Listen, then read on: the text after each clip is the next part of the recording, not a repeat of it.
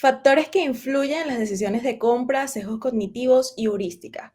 ¿Por qué decido hablar de este tema o por qué me enamoró tanto este tema? Porque ya yo tengo casi 2 años enamorada de este tema y fue gracias a mi tesis. Cuando yo me estaba graduando de economista, yo hice mi tesis sobre economía conductual, sobre cómo toma las decisiones a nivel financiero, pero luego me generó o se quedó en mí todo este tema de el análisis o la relación que tiene la psicología en la toma de decisiones económicas y me ha facilitado incluso a la hora de vender el tener este conocimiento. Se lo juro que ha sido un cambio enorme porque ahora pienso como distinto, ahora incluso como que analizo más a las personas y digo, ¿cómo piensa esta persona? O sea, ¿cómo puedo hacer para vender más? ¿O cómo debo colocar este producto? ¿Cómo debo hablarle? O sea, qué relación hay? Y de verdad que ha sido un cambio de mentalidad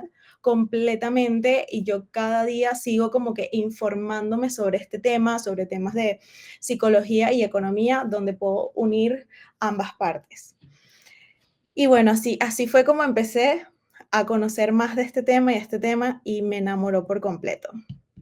¿En base a qué una persona toma una decisión o actúa? ¿Qué es eso que influye? Y lo que influye en muchas ocasiones son esos sesgos cognitivos que tenemos todos, y ya lo vamos a ver a medida que vaya avanzando, cómo todos tenemos estos sesgos y el reconocerlos nos va a ayudar incluso a conocernos a nosotros mismos. Este término o de sesgos cognitivos, de heurísticas, ya se había escuchado antes, pero no había tomado tanta relevancia o importancia hasta que, bueno, los psicólogos Kahneman y Tversky en 1972 empiezan a elaborar estudios y hacer incluso análisis donde demostraron la relación que tiene la psicología y la economía. De hecho, en economía nos enseñan mucho la teoría de utilidad esperada y a mí me dio mucha risa porque cuando yo estaba haciendo mi tesis, parte de mi tesis fue desmentir esa teoría o bueno, en parte. ¿Por qué? Porque le faltaba el factor humano. Más que desmentir, sería agregar, porque sí le agregué el factor humano, que fue lo mismo que hicieron Kahneman y Tversky. Por eso es que muchas veces hacemos unas proyecciones económicas totalmente matemáticas y creemos que la economía se va a comportar de una determinada manera y tenemos un resultado contrario. ¿Por qué? Porque no evaluamos el factor humano. Por ejemplo, que a lo mejor en ese momento las personas no van a comprar tanto porque tienen otras prioridades o simplemente como que puede haber un estado de ánimo que está interfiriendo también en cómo normalmente se comportan las personas. Y como que el agregar ese factor del factor humano, el análisis, es lo que termina de complementar la teoría de utilidad esperada y ya ellos le llaman teoría prospectiva. Bueno, si quieren investigar más de eso, teoría prospectiva, pueden leer muchísimo más sobre este tema. Y entonces, ¿qué es eso? ¿Qué son esos sesgos cognitivos? En resumen, o como lo dicen Kahneman y Tversky, es una interpretación errónea, sistemática de la información disponible que ejerce influencia en la manera de procesar los pensamientos, emitir juicios y tomar decisiones. O como dicen Brain Investigation, impulsores no conscientes que influyen en la forma de percibir las cosas y de tomar decisiones tanto en el entorno empresarial como en la vida. Al final, es algo que nosotros a veces tomamos una decisión y decimos, ¿por qué tomé esa decisión? Sobre todo cuando compramos de forma irracional, que es como que no necesitaba este par de zapatos más. ¿Por qué lo compré? ¿Qué pasó? Y ahí es cuando tienes que examinar un poco más y cuando examinas ya va, pero es que el vendedor me convenció con esto o ya va, es que había oferta o es que me dijeron que estaba limitado, eran pocas unidades y eso genera un impacto en nosotros y por eso lo compramos. Entonces, como que al final estos sesgos son impulsores no conscientes o una interpretación simplemente sistemática de la información que disponible que tenemos. ¿Qué ocurre en nuestra mente? Nuestra mente se compone de procesos mentales y se supone que estos circulitos naranja, azul, grises son esos procesos, esas conexiones que hace nuestro cerebro. Y esas conexiones que las está realizando de forma muy, muy rápida, lo que hace es unir lo que son la cultura, la influencia social, motivaciones a la hora de tomar unas decisiones. Todo eso está pasando en nuestra mente. Estamos pensando que yo a nivel cultural he visto que la gente compra esto. A nivel de influencia social, ya la gente está comprando este. Ya va, pero tengo unos valores. Entonces mis valores son estos. Y entonces todo eso está ocurriendo en nuestro cerebro a la hora de comprar. Estamos pensando en demasiadas cosas y lo hacemos muchas veces de forma inconsciente.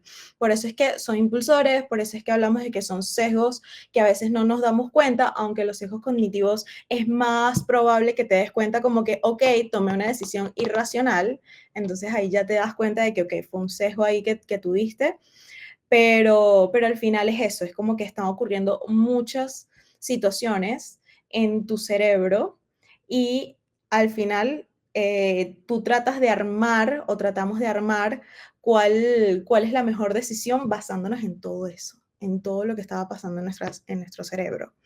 Y bueno, eso distorsiona en la recuperación de los recuerdos, la memoria, entre otros. Y así de complejo también es nuestra mente. De verdad que es increíble entender esto. Entonces, ya entendimos o ya hablamos un poco sobre lo que son los sesgos cognitivos.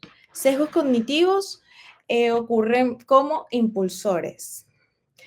Ahora, ¿qué son los heurísticos o la heurística? Son atajos mentales del pensamiento humano. Cuando pensemos en heurística, vamos a pensar en que es una reacción rápida, que muchas veces como que no lo pensamos demasiado. Por ejemplo, a veces una pregunta, no sé, ¿cuál teléfono quieres? Y de uno se te viene a la mente, bueno, el que todo el mundo tiene. Y es como que no lo pensaste demasiado, te llegó a la mente y a eso se le dice atajos mentales. Creo que tengo otras laminitas que explican más sobre este tema de atajos mentales, pero al final es como la respuesta rápida. Es diferente al sesgo, ya les voy a explicar un poco más sobre las diferencias. Son muy pequeñas esas diferencias, así como un hilito, pero ese hilito es importante tenerlo en cuenta.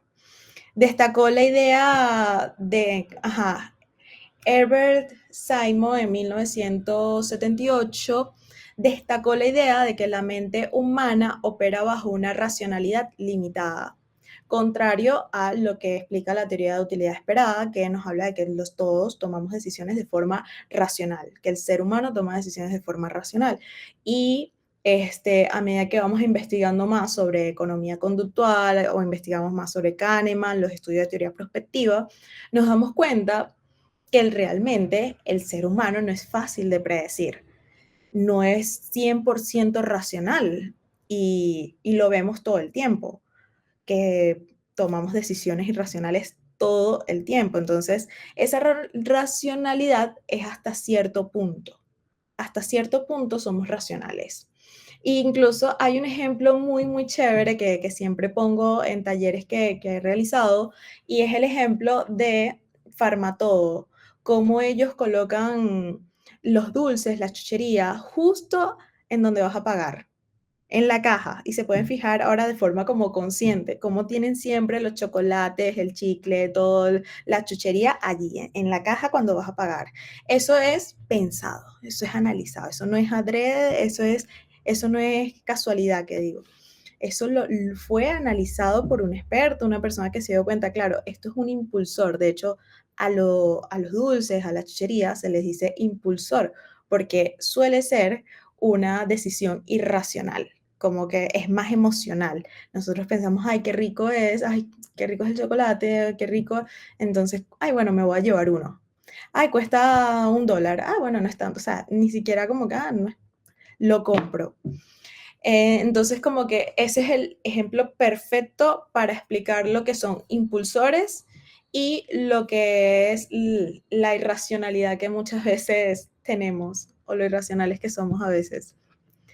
Entonces, tanto Kahneman como Tversky juntos exploraron los mecanismos mentales que las personas utilizan al tomar decisiones de manera inconsciente. Como decía, en sus artículos, en sus libros, pueden leer un poco más sobre este tema si quieren. En 1990 también Gerb eh, lanzó una fuerte crítica a las investigaciones de Kahneman y Tversky. Él sostuvo que la caja de herramientas adaptativa compuesta por heurísticas rápidas y fugaces puede producir decisiones ecológicamente racionales. Es decir, que sí hay momentos donde esa irracionalidad está impulsada por un deseo que nosotros tenemos. Y ese deseo, en el fondo, es racional, porque es algo que nosotros queríamos hacer. Entonces ahí se genera un gran debate. Ejemplo, un equipo de psicólogos, aquí sí vamos a dar un poco de ejemplos sobre cómo funciona estos sesgos o cómo lo utilizan incluso muchas veces hasta los políticos a la hora de hacer una encuesta o los estudios de mercado cuando quieren un resultado en particular, por lo menos que estemos votando para algún, no sé, alguna ley nueva. Este truquito muchas veces no nos damos cuenta, pero vean cómo funciona. Claro, este es otro ejemplo, pero así lo utilizan muchas veces para tener el resultado que desean.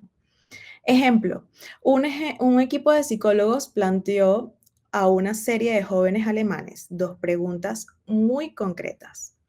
¿Te sientes feliz estos días? Y la segunda fue, ¿cuántas citas tuviste el mes pasado? El interés de este experimento estaba en estudiar la posible existencia de correlación entre las respuestas a dos preguntas, es decir, si existía alguna relación entre las respuestas que se le daba a una de las preguntas y la que se le daba a la otra. Los resultados fueron negativos. Ambas parecían ofrecer resultados independientemente de lo que respondía la otra. Sin embargo, cuando invertían las preguntas, sí apareció una correlación.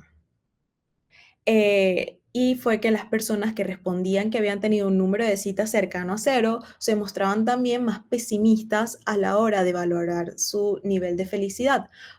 Por ejemplo, si una persona respondía, ¿cuántas citas tuviste el mes pasado? Y respondía una o cero, ya eso le genera un sentimiento que puede ser tristeza, decepción o relacionado. Y como ya tiene ese sentimiento, al responder la segunda pregunta, que es, ¿te sientes feliz en estos días? Ya la persona va a responder que no, porque es el sentimiento que siente en ese momento. Y eso es un atajo mental, porque es una respuesta rápida a un sentimiento que tuvimos rápido en ese momento.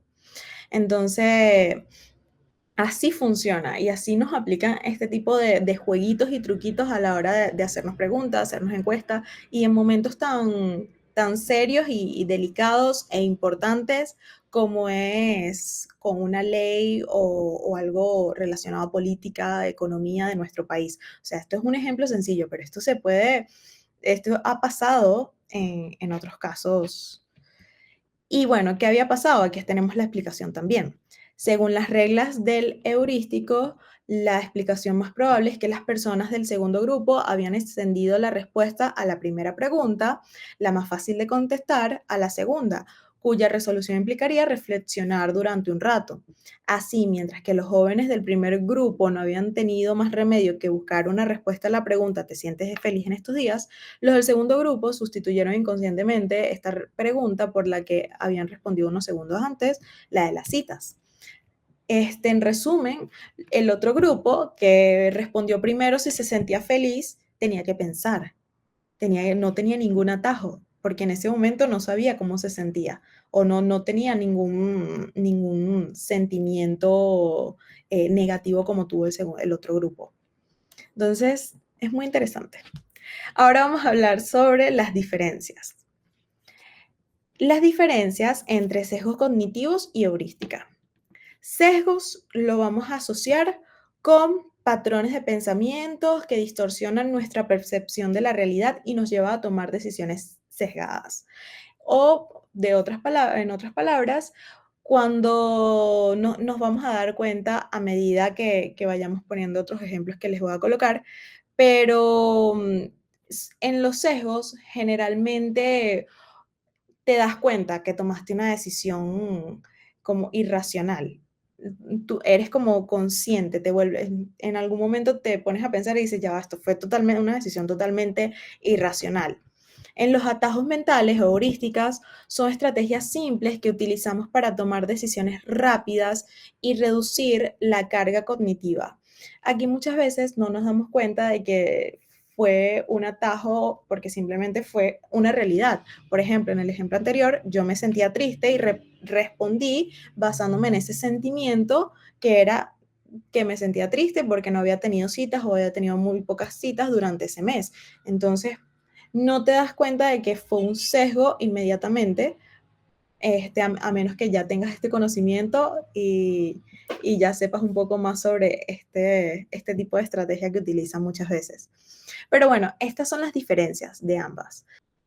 ¿Por qué es importante conocer todos estos temas? Y ya veremos incluso cómo está relacionado con el tema de compras, con el tema de ventas, si tienes incluso un local, un negocio, un emprendimiento.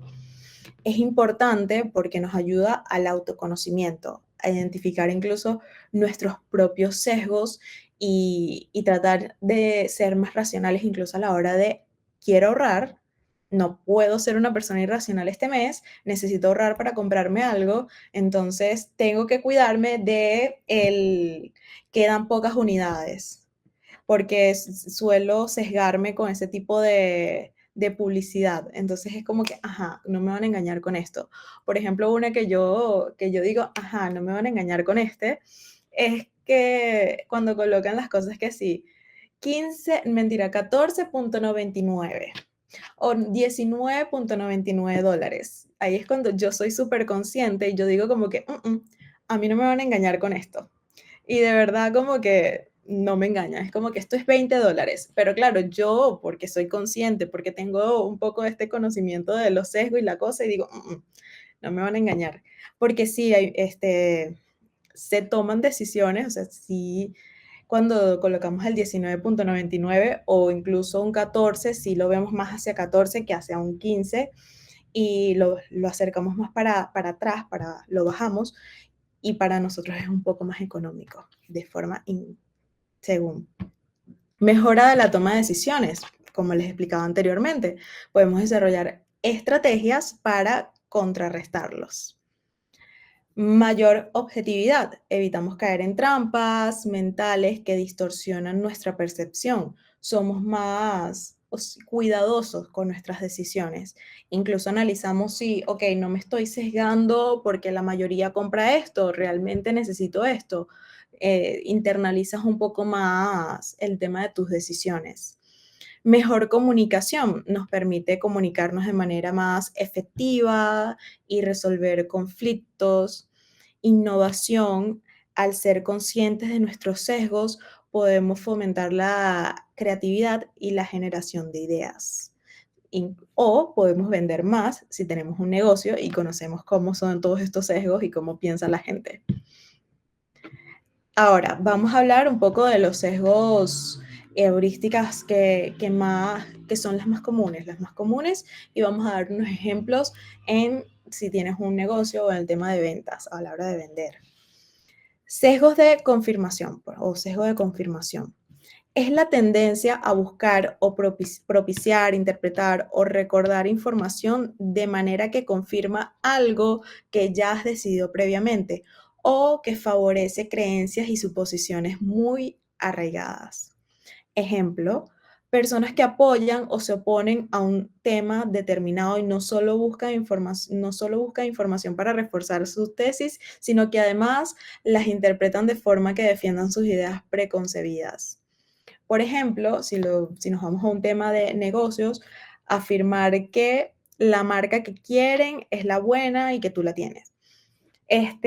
Bueno, si una persona, en este caso, eh, tiene un sesgo de confirmación o está aplicando este sesgo de confirmación, siempre va a querer tener la razón.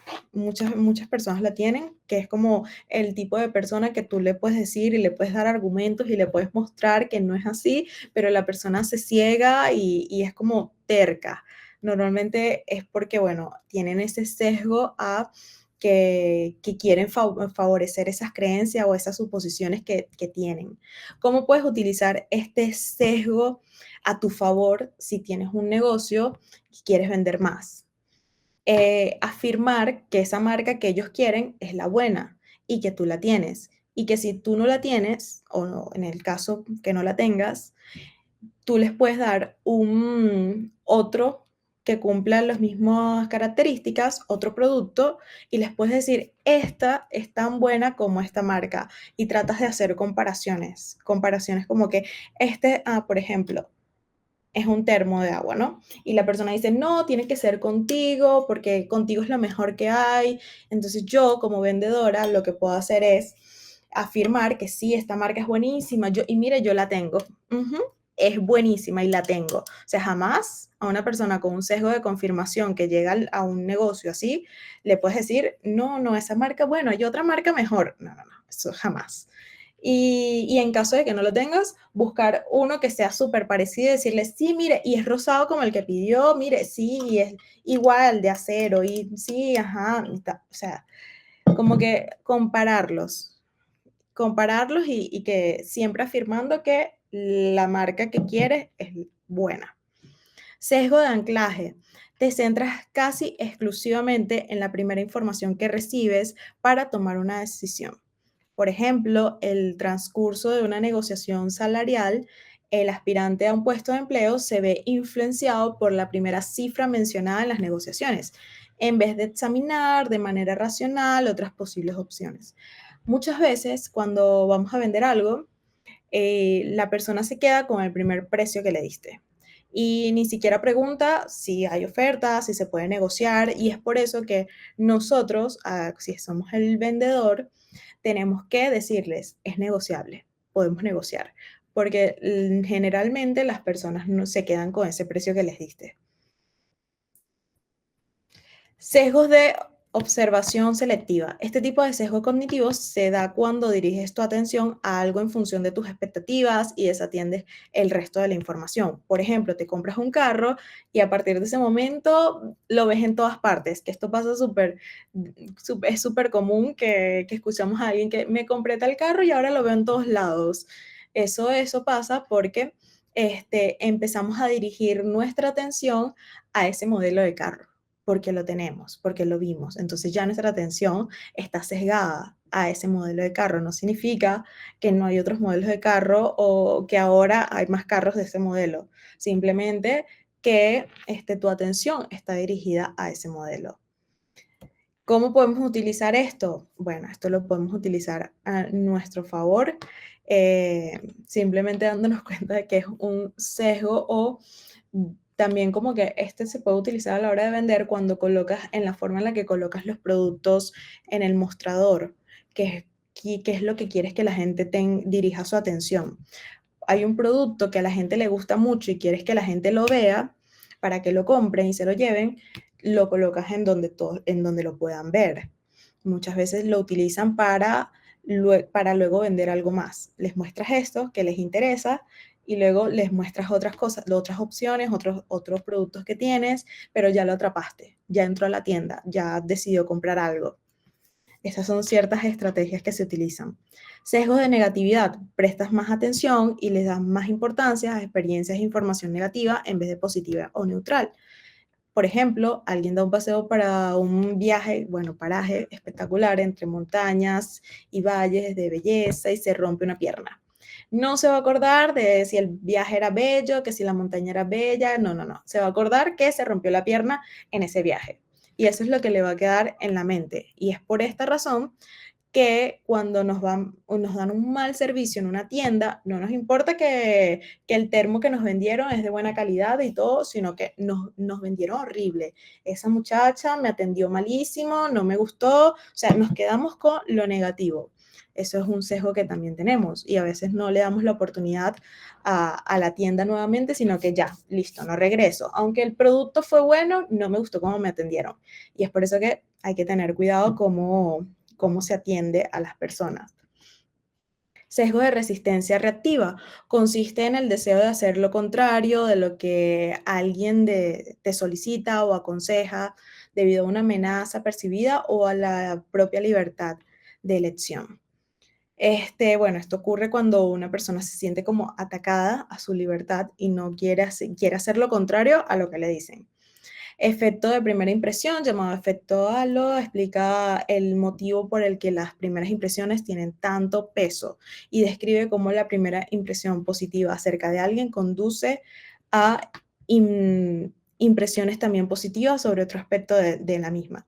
Ay, creí que había colocado, hay una lámina que yo siempre coloco, que es como la primera impresión sí importa. Y ya desde el momento que tú ves a una persona, ya tú formaste una expectativa o una percepción de la persona y aunque te digan que no importa o que puedas acomodarla, si es verdad, en otras oportunidades cuando la vuelvas a ver, muchas veces si estás vendiendo o en casos así, no tienes una segunda oportunidad. Entonces sí importa.